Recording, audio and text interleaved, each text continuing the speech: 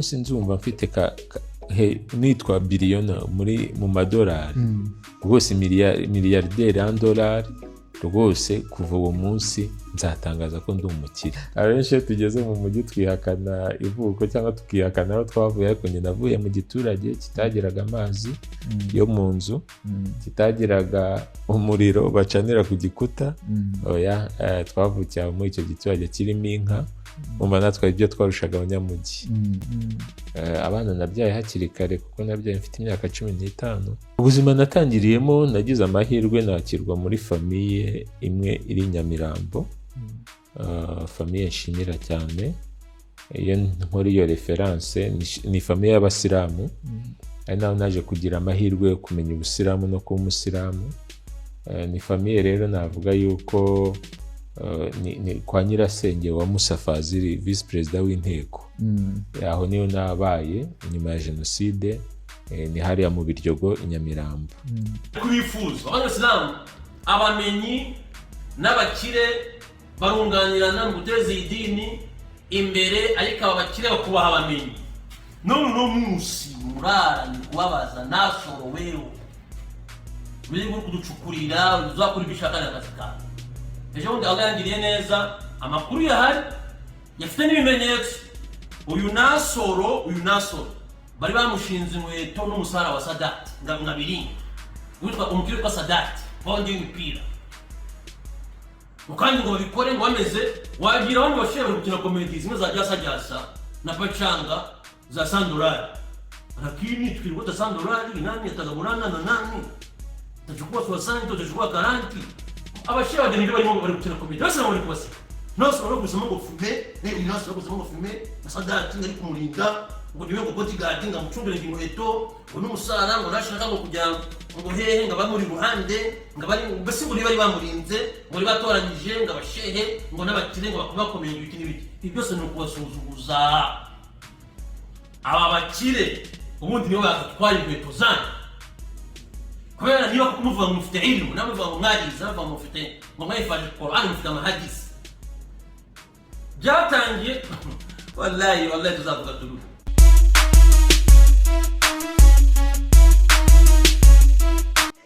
Yes, reka nongere nguhe ikaze wowe ukurikiye Wazke, ndakubwira ati ibihe byiza aho uri hose ku isi.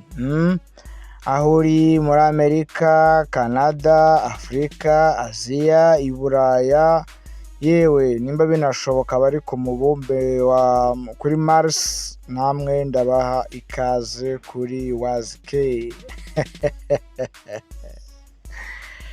Yes, ninjye nta wundi rero nk'ibisanzwe ni si papa wirinda kuba ikibazo ku bantu, aho kuba ikibazo ku bantu ahubwo nakemura ibibazo by'abantu. Nkunda amahoro nkanga kuyabura. Nawe ukurikiye Wazke ndakwifuriza amahoro y'Imana, ubonere aho umwanzi wawe yaburiye. Yes, nimba rero aribwo bwa mbere uje kuri iyi channel uri umushyitsi, turagusaba ko wafata isegonda rimwe gusa ugakora subscribe, ugakora like, ugakora share kugira ngo ujye ubona ibiganiro bya Wazke umunsi ku munsi. Umukire, umuherwe, millionaire, Munyakazi Sadat mwese muzi nk'umufana wa Rayon Sport. Munyakazi Sadat ni umusilamu kandi wa cyane, uri proud yo kuba ari umusilamu. Mu myaka 45 ubu amaze kugira y'amavuko.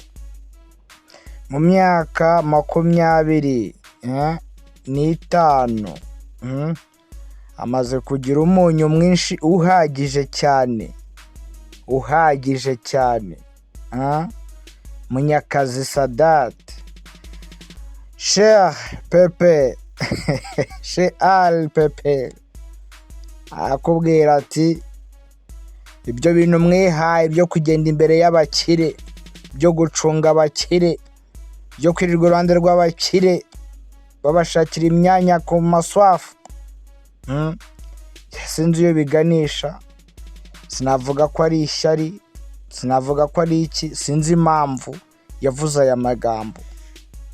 Umukire, umuherwe, nimubona twasize iyi saha hano kuri screen, Rolex ya miliyoni 18 z'amanyarwanda, miliyoni 18 z'amanyarwanda iyi saha yambara. Iyi modokari iri hano ni Benz C36 C36, miliyoni 300 z'amanyarwanda, miliyoni 300. Irimo V8 nshyashya nziza 3, irimo V8 nshyashya nziza 3. Iyi modokari mureba hano niyo umugore wa Sadati agendamo. Sadati ni umupapa, afite abana 5. First born wiwe afite imyaka 29. Bucura afite imyaka 18, afite abana 5. Reka rero no kwizimba mu magambo, ntujye kure, kora subscribe ubundi dukurikirane ubuzima bwa Sadati Munyakazi. Aya ni amaboko matagatifu. Wazke.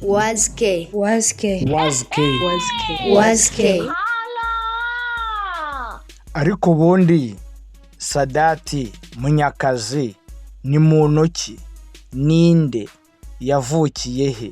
Navukiye mu karere ka Nyanza, ni mu ntara y'Amajyepfo, mu murenge wa Busoro, kagari ka Kimirama, mu mudugudu wa Kireranyana. Ni mu giturage. Abenshi iyo tugeze mu mujyi twihakana ivuko cyangwa tukihakana aho twavuye, ariko njye navuye mu giturage kitagiraga amazi yo mu nzu, kitagiraga umuriro bacanira ku gikuta. Oya, twavukiye muri icyo giturage kirimo inka, umva natwe ibyo twarushaga abanyamujyi. Kirimo umwuka mwiza, kirimo ahantu heza hanyuranye, cyane cyane ibijyanye na environment bigukikije. Aho rero ni naho nize amashuri abanza, ari naho natangiriye gukina umupira. Nkiri muri primaire nakinaga umupira birumvikana. Nyuma ya jenoside yakorewe Abatutsi, burya navuga ko abantu babayeho nta adresse izwi babarizwaho. Aho navukaga yamaze gusenywa no gutwikwa. Aho narokokeye nahageraga nk'uwarokokeye mu Ruhango. I Kigali mpaza nk'umuntu wese uje, navuga sinari nafite objectif ngo mvuga ngo Kigali mpaza ngo ni iki, ariko nyine ubuzima bungeze i Kigali mu buryo bunyuranye. Rero mbasha kwiga ndarangiza.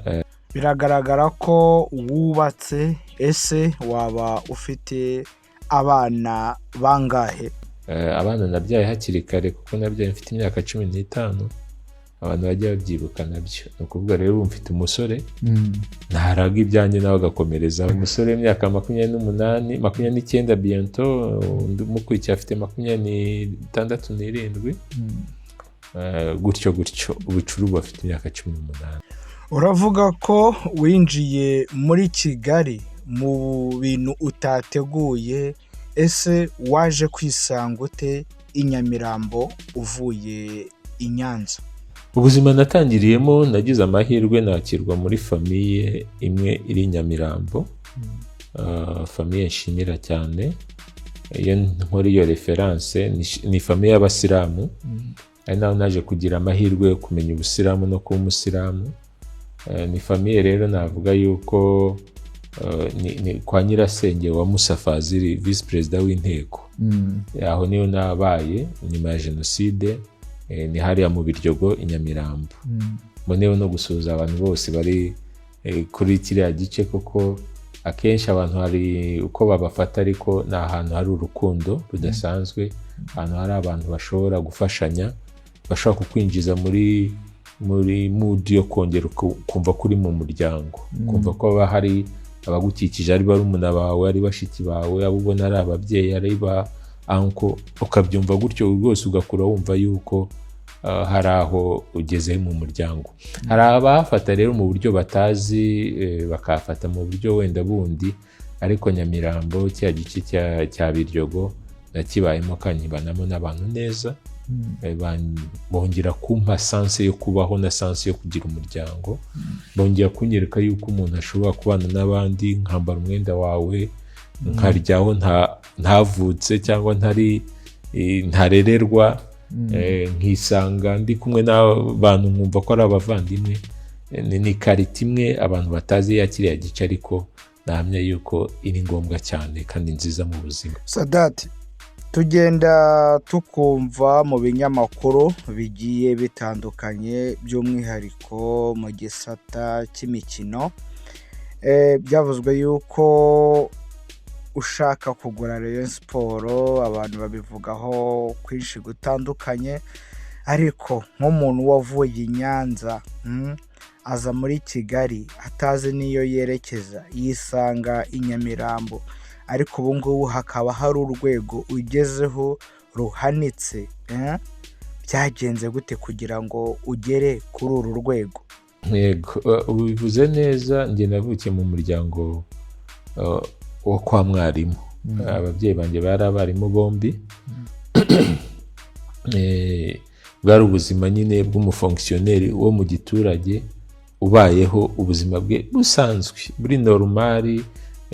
Ntavuga ko bwari bufite byinshi cyane buduha, ariko ubuzima bwiza ushobora kubaho ukabaho neza. Ariko ibyo byose n'ubwo buzima bwiza buba busenywa na jenoside yakorewe Abatutsi. Twagize amahirwe yo kubona His Excellency Paul Kagame araturokoye, ariko yari active cyane, asura hirya no hino, avuga imbwirwaruhame zitanga icyizere, zinadukangura kugira ngo tugire amahitamo. Yavuze ngo ngomba kubikora nkora business, nkagira amafaranga, kuko ntiwagira amafaranga urabona ko umufonkisiyoneri ukazatunga amafaranga menshi biragora. Abafonkisiyoneri mu mbabarire, ariko ni realite. So ndavuga rero ngo igihe kizagera ntangire kwikorera. Buriya ndangije kwiga secondaire nahise ngira amahirwe, mbona akazi, nza no kujya gukora muri Banque Populaire, ariko iteka ryose ibitekerezo byanjye byaravuga ngo ngomba kuzikorera kugira ngo ngire aho ngera hafatika. Ari naho rero natangiye business yanjye muri 2006, mfatanyije n'umugore wanjye tukiri batoya. Twiyemeza yuko dushinga company. Itangira ari company yo gukora ibintu bya papeterie na decoration. Umva nakoraga muri banki nkaka credit gatoya kugira ngo mbashe kuyiraninga, ariko icyari kinini cyane ntabwo ari kare aga credit, ahubwo cyari igitekerezo na choice yanjye. Ndagakora no kudesida kuva muri banki 2008 kugira ngo njye gukorera ikigo cyanjye. Numvaga niba mbasha gukorera banki kunguka, ntange none njya kwikorera nzunguka. Marezoma ngeze ntangiye kwikorera, mpura n'ibibazo byinshi n'udufaranga twose nayo nazanye kugira ngo tubashe gutuma nkora iyo business iraninga, turashira. Ngera ku kigero cya kintu navuga cyo hasi gishoboka. Njya ntanga urugero, hano twicaye muri salon nziza, hari intebe nziza, ariko hari situation nagezemo ngurisha n'intebe zo mu nzu. Kuba imfubyi biragatsindwa. Ushobora gutekereza ikintu ugahitamo n'amahitamo yawe, ariko ukabura ibintu bibiri, ukabura abajyanama. Icyo cyari icya mbere cyanagoye abana benshi nzi ko bakuriye mu buzima bw'ubupfubyi. Icya kabiri ni uguha akaboko. Burya umuntu wese agira pare, ibyo uzakora byose uzagira umuntu uguhereza akaboko. Byabaga bigoye yuko rero ibyo ntekereza byose kubishyira mu bikorwa biba byo. Naraje njya gushaka amasoko ya leta, uko nari maze gushinga company, ariko target nini, umukiriya munini twari dufite nk'abandi bose mu Rwanda ni leta. Ndapiganwa amasoko, ariko namaze imyaka irenga 2 hafi 2 cyangwa 3 ntarabona isoko. Ubwo rero muri ubwo buzima nta kazi ufite, uratunga umuryango, urashaka akazi, urakora dépense umunsi ku wundi, ya mafaranga wago ufite yagenda agashira nyareba, kugira ubwo ashira neza ngera no ku mitungo nari ntunze ntangira kuyigurisha, ngera naho nagurisha ibikoresho byo mu nzu. So urumva aka kanya mbona politike nziza ya leta y'u Rwanda yo kwita ku makampani mato y'icyo twita SMEs, small and medium enterprise, binyibutsaho navuye, ariko bikama n'icyizere cyo kuvuga ngo ndi urumuri rw'ibishoboka, ndi icyizere cy'ibishoboka, ndi ndererwamo igishoboka, kuko aho hantu narahageze, kandi iyo ntahagera wenda sinari kwitekerezaho birenze rimwe, ndahagera ariko ndongera ndazamuka kubera ikintu gikomeye cyo kwanga gucika intege. Rero buri Imana ikora ibitangaza, ni story ndende, ariko ikintu cya mbere gihera kuri setting we wihaye. Icya mbere nari narasetinze yuko ntabwo uzacika intege, nzikorera d'abord. Icya kabiri, ntabwo nzacika intege, nzakomeza struggling, ndwane kugira ngo ngeze ku cyo ngiye kuri objectif nihaye. Ariko ibyo byose bitangirizwa na objectif uba warihaye. Ya objectif yo kwikorera nkazaba umukire, nubwo mbona ntaho ndagera kandi ari cyo nshaka. Icya gatatu, iyo umaze kwanga gucika intege, ugomba no kuba honnête. Buriya ubunyangamugayo ni kimwe mu bishoro abantu batitaho, kandi ubwo bunyangamugayo ntabwo bukorera uyu munsi, ahubwo bukora muri passé yawe, kuko abantu ntabwo bazakubonera muri présent, uzakubonera muri présent. Bon, donc uyu munsi azaba yibeshye, ahubwo yakagombye kukubonera mu hahise hawe. Na hahise hawe rero ugomba gusetingamo ikintu cyitwa ubunyangamugayo, kuko nacyo ni party y'ishoramari ushobora gukora. So maze rero kuburanirwa, njya nibuka akaraka ka mbere nakabonye ari Nyamirambo, kuko bakuriya munara ku musigiti witwa Majengo, ni umunara muremure, muzawubona, bampemba 300,000 kububakira nka mendevre, ariko mwukoze neza bamabonasi 400,000, byose biba 700,000. Ubwo nari ndi muri ya situation yuko nagurishije n'ibintu byo mu nzu. Ubwo nagiye kubigurisha narabuze ibiraka ahantu hose. Icyo kiraka kiza kumpesha abandi bantu b'Abarabu bari bavuye muri Arabia Saudite, Saudi Arabia, bashaka kubaka centre culturelle, centre islamique hariya mu Bugesera aho bita Ntarama. Hari centre ihari, nayo ninjye wayubatse.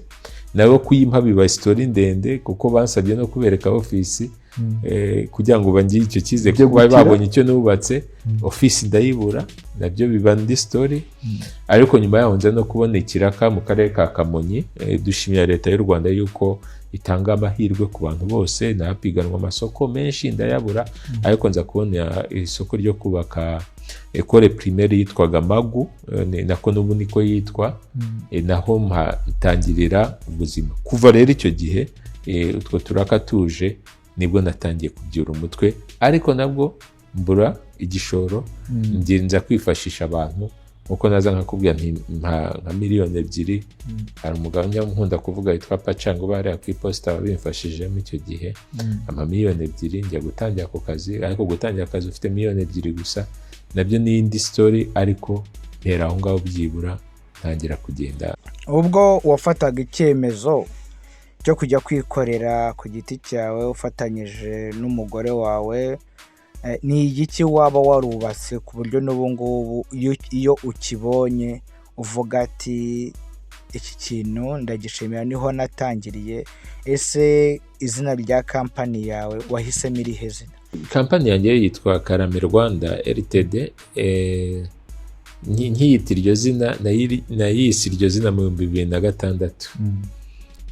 Ariko nkitangira kuyishinga 2006, aho najyaga bakajya kuvuga ati ariko icyo ni ikimina, donc kuguserereza, atari ku icyo kintu tiyo niyo nije ifasha abantu.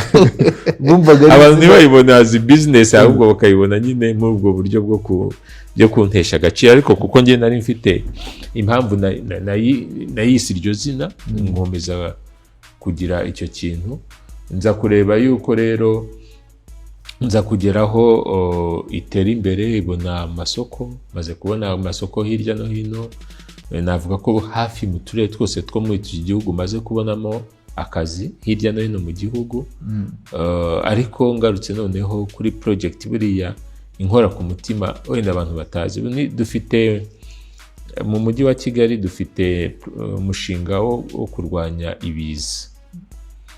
Kurwanya ibiza rero harimo prevention, gutegura aho amazi aca, kuhubaka n'ibindi bijyanye nabyo. Uriyo mbona umujyi nka Bujumbura, Kinshasa, Dar es Salaam, za Nairobi izihura n'ibiza, nkabona Kigali idahura n'ikiza, ndavuga nti wow, Karame Rwanda dufite akamaro mu gihugu. Sadat, nubwo bigoye cyane kukubaza iki kibazo, n'abandi bakire benshi bijya bibagora kuba baba honnête cyangwa se bakavugisha ukuri ku kibazo ngiye kukubaza. Urebye mu mutungo wa pana wa company, mu mutungo wawe bwite, mu byo washoye, mu nyubako, mu mamodoka, ikintu uzi cyose cy'agaciro, byose ushyize hamwe ubona ufite amafaranga angahe? Mvuze ngo sinyizi naba nkubeshye, kuko mu bintu njya nkora, nk'ubu niba mfite ikibanza nyikoresha expertise nkamenya uko gihagaze, niba mfite inzu menya uko ihagaze, niba mfite iki imodoka iki, iyo inventaire mba narayikoze. Kameme ntabwo tukiri abikorera, abashoramari bameze nka babandi bakera batazi gusoma no kwandika. Oya, Kagame yaratwigishije, twarize gusoma no kwandika, tuzi gukora analyse, tuzi gukora ibipimo by'ishoramari kugira ngo tunarebe aho tuva n'aho tujya. Mvuze ko ntabizi naba mbeshya, ariko navuga yuko reka mvuge nka UPI, UPI ntiziri nko muri 40, reka nagupresiza UPI ntizibuze nka 40, imodoka company ntibuze imodoka nka 10 na zingahe. Mu rugo iyo ufite akamodoka, umugore afite akandi, abana bafite utumodoka, nabyo biba ari iyo mitungo twavugaga. Navuga yuko rero wenda niyo ntabivuga mu buryo nitamu y'umutungo ngo nangahe, ariko umuntu avuze ngo muri Kigali ufite UPI wenda zirenga 40, ukavuga ngo ufite imodoka za company zenga 10, umuryango w'abana bafite imodoka, umugore afite imodoka, nawe ufite imodoka. Nawe utangiye gusa nk'ukwepa ikibazo nka ba bakire bandi. Wenda ugenekereje ku bw'umutungo yawe, imitungo yawe yose, ushobora gusanga ihagaze miliyari 6 z'amanyarwanda, cyangwa hari ikirengaho. Oya, ntabwo zajya munsi, ntabwo byajya munsi pe. Icyo gihe byo naba mbeshye, kuko ugereranyije hari na UPI usanga ibikorwa biyirimo yuko za expertise irenga n'iyo miliyari. Navuga yuko nushaka unazamukeho gatoya, wenda gerera nko ku 10 turebe mu byaho ngaho. Sadat, nawe uba muri Kigali urayibona, kandi utembera ahantu henshi hagiye hatandukanye. Abantu benshi barataka, baravuga ko bafite inzara. Abenshi noneho bakabishyiramo n'umunuze gutebya, bavuga ko ruri gukinga 3, yewe n'abamarayika nabo biyongereyeho, ariko biranze. Wowe ubibona ute, ubifata ute gutunga amafaranga ageze nk'aha ngaha, abandi bari gutaka? Wewe bijya bikugeraho? Impamvu buryo umuntu kamere yacu ukuntu iteye, duhora dushaka. Ngewe ukubwira gutyo izo UPI n'ibiki n'izo modoka n'ibiki byanditse kuri ngende cyangwa kuri company, navuga yuko ndavuga ngo ntago ndajya mu rugendo rw'ubukire. Cyakora numva nararutangiye, numva naratema ikirenge cya mbere. Urugendo ubwo natangiye urugendo, sindajya mu rugendo. Ubwo bivuga ngo sindagera no ku bukire nifuza. N'umuntu wese rero iyo abyutse akabona wenda 10,000, ashaka 20, akavuga ngo ubuzima burakomeye, burahenze, buragize gute. Ariko iyo turebye mu bipimo by'igihugu, kareba imibereho y'abantu, ubona abanyarwanda imibereho yabo yarahindutse cyane, kandi ihinduka neza. Buriya ushaka kubimenya, ureba uko abantu bakora, uko abantu biteza imbere, uko abantu bihangira imirimo, uko abantu babayeho, uko ibikorwa binyuranye hirya no hino. Uzarebe mu maresitora, mu tubari na hehe, uko abantu babyitabira. hari n'igihe bitari bihari hano 94 95 nta byari bihari niyo byari kuba bihari ntabwo byari kubona abakiriya. Ariko iyo unasimbutse ukajya mu bihugu duturanye none ni gusobanukirwa neza ko abanyarwanda igihugu cy'u Rwanda kirimo gutera imbere mu rwego rw'ubukungu. Ntabwo ari ubukungu rero bwihariwe n'agatsiko kamwe, ahubwo ni ubukungu busaranganyijwe ku bantu bose, ariko opportunity ntawe uzajya kuyigushakira. Podium urayishakira ukayijyanaho n'agafaranga urakishakira ukakijyanaho. nta muntu n'umwe uzagufata akaboko ngo akubwiye ngo dore amafaranga ari ahangaha ngo ngwino tuyagushye. So birasaba yuko rero umuntu akora akubahiza bya bintu nakubwiye, kugira objectif, intego, ukagira icyerekezo ugomba kubicishamo, ukagira n'ama principle na values ugomba kwiha kugira ngo uzagere ku wo ugomba kubaho. Kandi buri wese ibyo bintu arabyiha, ahubwo ibyo wihaye birakujyana hehe.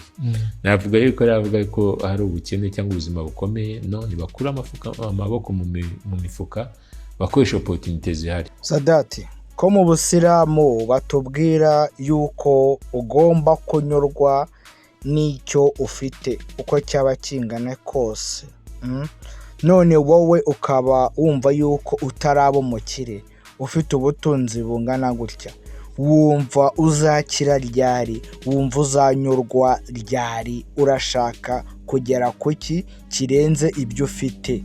Umunsi nzumva mfite nitwa biliyona mu madolari rwose, miliyarderi y'amadolari rwose, kuva uwo munsi nzatangaza ko ndi umukire.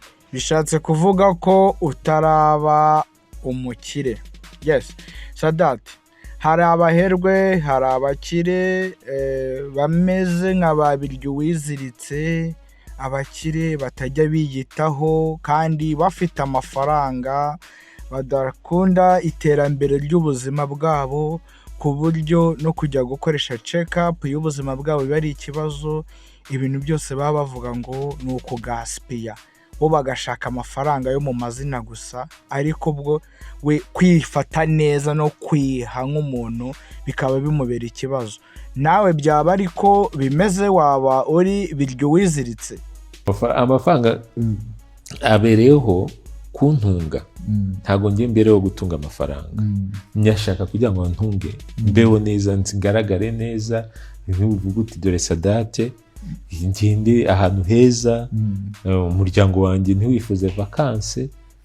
N'abatwumva nyine bibatere ingufu, ngiye kubyitisha ariko nta cyari ryiza ribaho, ahubwo bibatera ingufu, avuga ati nzakora kugira ngo mbeho neza. Niba ndi busohoke bashe kwishyura ka facture bari bumpe, niba ndi bujye muri vacances sintinye gusa ngo nzakorera vacances hariya Nyandungu aho duturanye, muri hahandi bakoze igishanga, batunganyije igishanga, ahubwo nanatera imbere mvugenda ngo hari inyanja nageraho, hari desert, ubutayu najyamo gusura. Donc ubuzima bwanjye ntago amafaranga hari ibintu bibiri numva agomba kumfasha. Agomba kumpa abantu, akaba no kubaho neza. Nibyo mba numva byankiri kuvuga ngo nzagira amazuma miliyoni, nzagira ibicyoya. Ni byiza kubigira, ni nabyo tugomba, nabyo tunaharanira, nakubwira aho nshaka kugera, ariko at the end kugira amafaranga ntugire rwose agakweto. Abantu nk'abo ngabo banatunga amafaranga nk'ayo ngabo banatuma adasirikira. Kandi amafaranga kugira ngo agere ku bantu bose ni uko uyakonsoma. Muri igihugu cya Amerika mu buhangange bagira, buriya barakonsoma cyane. Umunyamerika ararya akanywa agakora ibintu nyine bituma amafaranga agera ku bantu benshi. So amafaranga nanjye mbikomoje ku kibazo warumbajije, ninyagira sinzagira akenda keza, sinzagira agakweto keza, oya yazarorera, azaba ari nka yayandi bavuga ngo yavuye ikuzimu, ariko azanye amakondisiyo, ariko amafaranga niyo gutuma ubaho. Mu buzima busanzwe butari ubw'akazi, ni igiki kigutwara amafaranga cyane kurusha ibindi?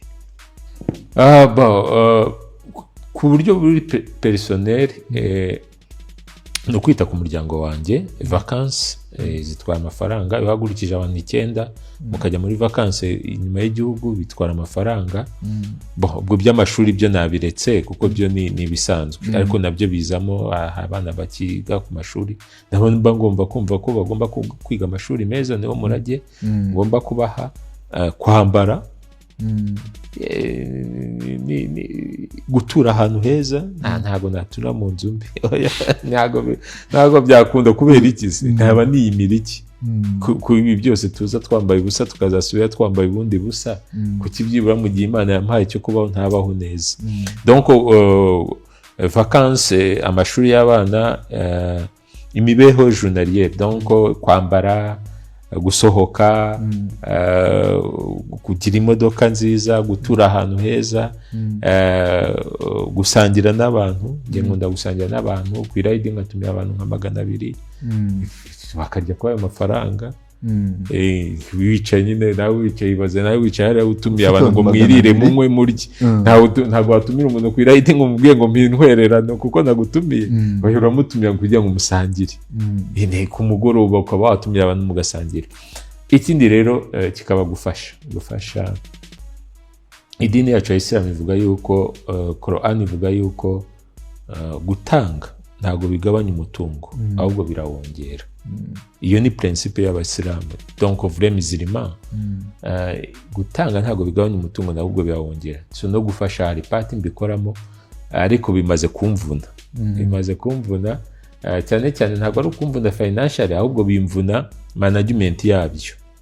Ko ukora imirimo itandukanye iriya yo kubaka mu ntara zitandukanye hose, gufasha byaba bikuvuna gute Sadati? Umuntu yajyaga gutya akampamagara, hari nko muri covid ati ndashonje, nkamweza amafaranga, wenda gura umuceri. Hari n'umusaza umwe w'inyamirambo witwa Zaki, yampamagaye muri covid ati nzariranyishe, mweze 50 kugira ngo agura agafuka k'umuceri nako kawunga n'ibiki umuryango. Buke yajya ku maradiyo, nyuma ya covid ajya ku maradiyo arantuka, mwabyumvise. Ariko nyuma yanasabye imbabazi, rwose amaze igihe kinini nasabye imbabazi cyane. Ariko umva umuntu ushobora kumugira neza akanyangiza akaguhemukira. Ariko si icyo nashaka kuvuga cyane, ahubwo ndavuga ngo umuntu yigize kumwe ati ariko nk'ubu iyo umuntu aguhamagaye ngo ndashonje nyohereza amafaranga ukamwoherereza, ejo yoheje nk'umwanzi w'igihugu, bazajya kuri izo record bagasanga wa muntu woheje amafaranga ni umwanzi w'igihugu. Wowe Sadati wabisobanura uti? Wakwisobanura uti? Donc ushobora gukora ibikorwa byiza bigahinduka bibi kuri wowe, ngo uhaye ingero ebyiri. Niyo mpamvu rero navuze ngo muri management yanjye birimo kungura muri management. Hari n'undi rugero nigize aho nari ntuye Kibagabaga mbere yuko nibimukira Rusororo. Hari abana benshi bahazaga nkabagaburira, bari bamaze kuba abana barenga 30. Rimwe ubuyobozi buraza buransura, ubuyobozi bw'akarere ka Gasabo. Haje umudamu umwe ushinzwe kwita ku bana, arambwira ati ariko Sada igikorwa uko ni cyiza turagishimye, ariko nk'ubu umwana aje akarya hano yataha mu buryo bumwe, rwose mu buryo bumwe no mu bundi akagira ikibazo akaba yapfa. Ati ababyeyi butazi aka kanya wabamenya noneho baje kuvuga ko wabiciye umwana. Nturi fondation, nturi ONG ngo urimo kubikora bizwi na leta, nturi gute na gute. Donc igikorwa ni cyiza ariko kikaba cyakubyarira ikintu kibi.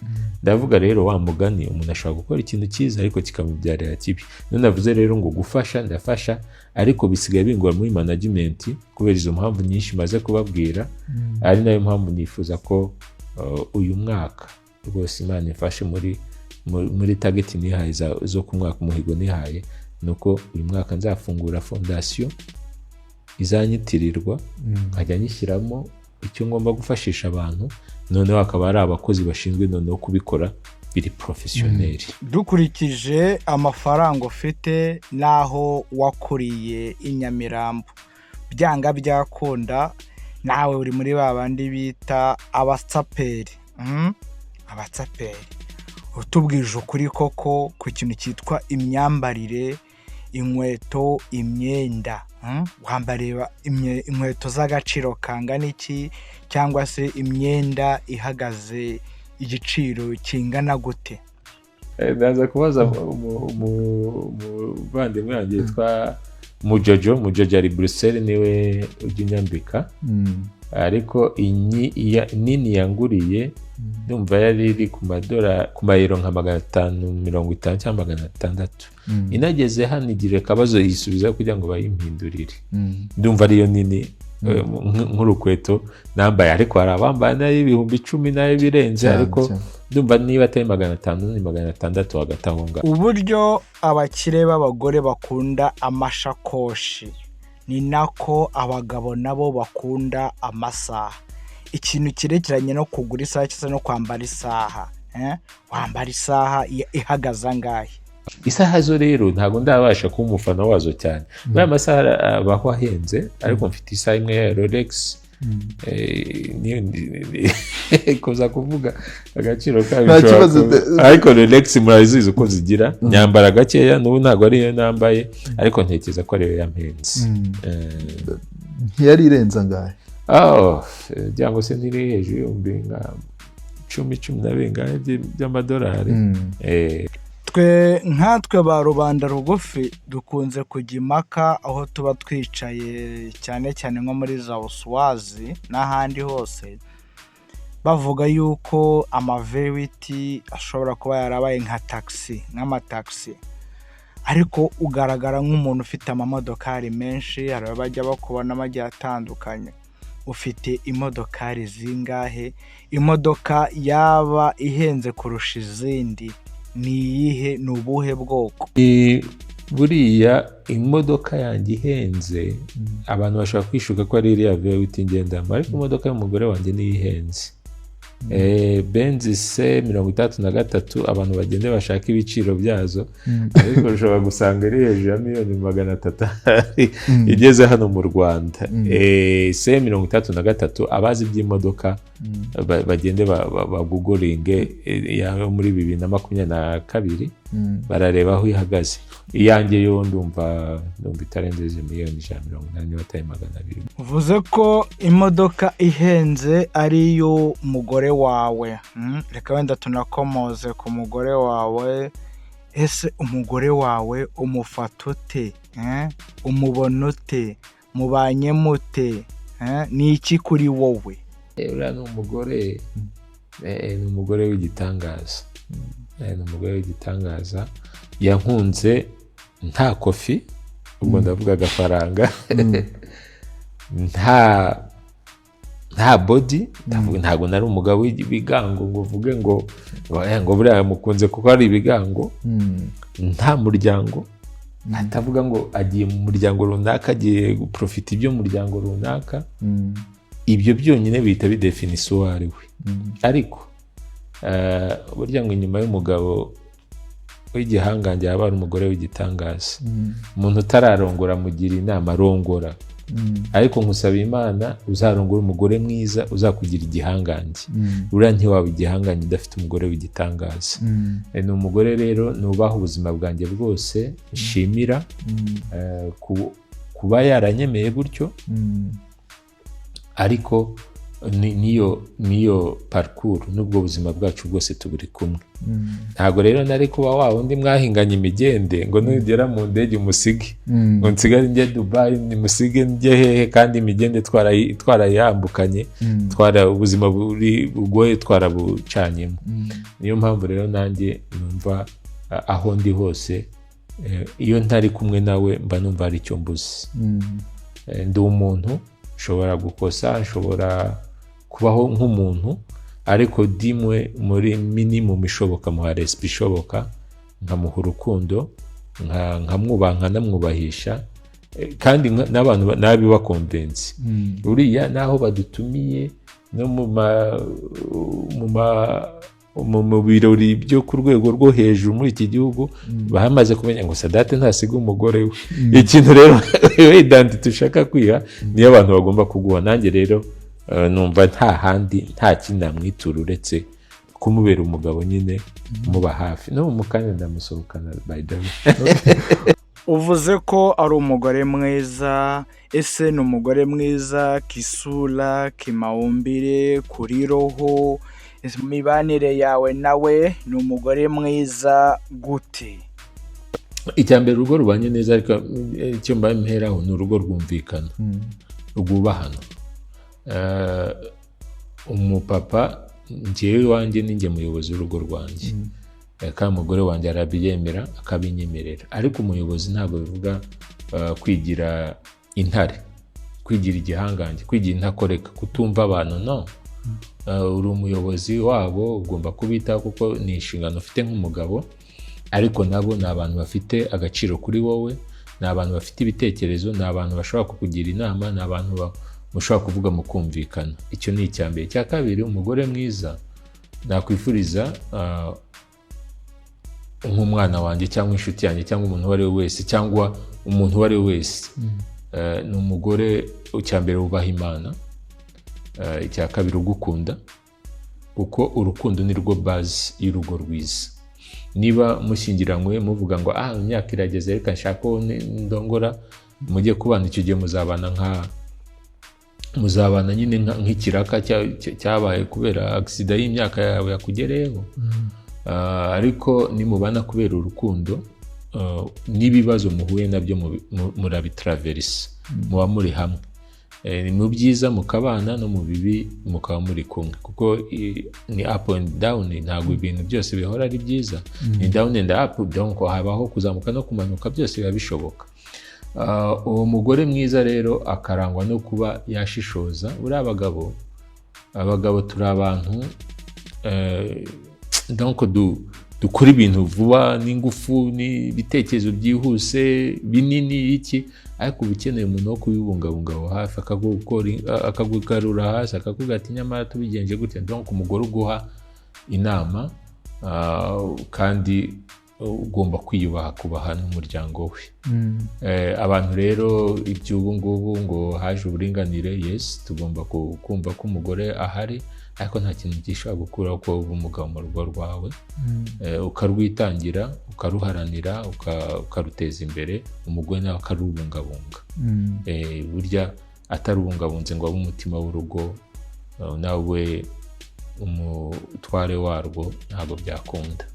Twagize amahirwe yo kuganira nawe, tubwire yuko hari ibintu uri enjeniyeri, wagiye wubakisha ibintu bitandukanye, ariko wibagiwe kutubwira ku nzu ubamo. Ese ni wowe wayiyubakiye ku gitekerezo cyawe, mu pula yose nk'uko uyishaka, cyangwa wubatse inzu zisanzwe nk'izi zose?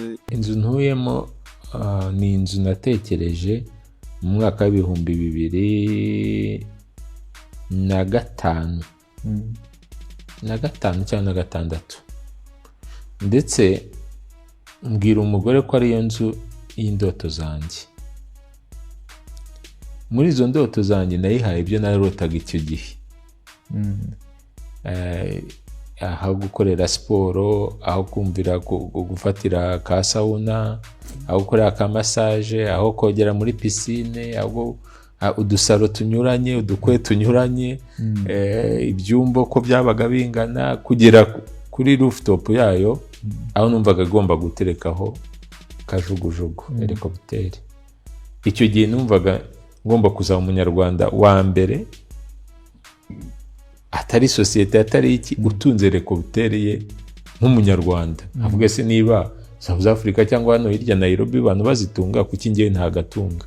So muri 2006 na 2005 na 2006 nibwo nabitekerezaga. Ndetse aho twabaga ukaba ufite inzu wenda, ariko atari ya yindi y'indoto zawe. Biza kugera aho tuyubaka. Icyo kibuga rwose kiriho cya helicopter. Na helicopter numva yakagombye kuza, ariko ubu numva inzozi zatangiye guhinduka. Kavuga se kubera iki helicopter, kuki ka jet privé ko katazagera igihe niba umunyarwanda Dangote abyuka agafata ka jet ke, cyangwa undi muherwe, kuki twebwe abanyarwanda tutatekereza mu buryo bwagutse, tukavuga ngo natwe ibyo nta mupaka tubifiteho? Ega kuko babaherwe nta mupaka twabishyiriweho nk'abanyarwanda, ahubwo imipaka yarafunguwe. Rwanda is open. His Excellency yabifunguye. Mureke rero dutekereze big kandi numva koko bizagerwaho. None nimba umuherwe nkatunga miliyari y'idolari kameme ubwo ni ukuvuga ko na ka jet privé kazaba karimo. So icyo nakubwiraga helicopter irahari ariko nayitekereje 2005 uyu munsi 2025 natangiye gutekereza ibindi nubwo nako kagombye kuba gahari. Kuki utajya kakugura hano ukajya nko muri Nyungwe ukajya nko muri mu Kagera ukajya n'ahandi ukabaho. Ega tugomba kubaho kuko twigize kubaho nta buzima dufite. Uyu munsi rero tubufite tumureke tubwenjoyinge uzasiga amateka ku isi. Legacy yawe izasigare koko ari icyo abantu bakwigiraho. Yego inzu rero ifite icyo kibuga cya helicopter ariko helicopter yo sindayigura ariko inshallah Nyagasani niwe mukuru azabidufashamo bizakunda. Aya ni amaboko matagatifu ya WAZK. Ninjye nta wundi si papa utegura iki kiganiro kugira ngo kibagereho.